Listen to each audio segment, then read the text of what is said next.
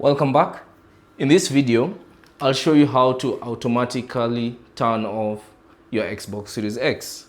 So all you have to do is power on your console and access this homepage. And then from here, select the settings icon that appear on top of the screen. So choose that.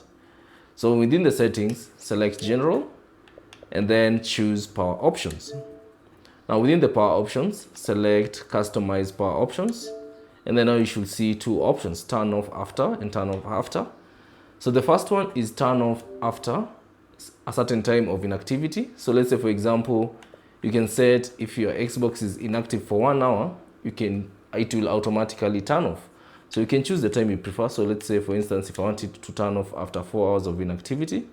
And then down below, you can choose at what time you'd like your Xbox to turn off after during video or music playback.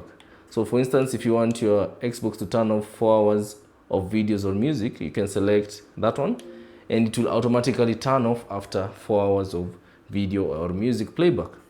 So that's basically it on how to automatically turn off your Xbox Series X.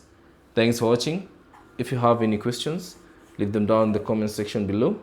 And if you found this video useful, consider leaving a like and subscribe to the channel.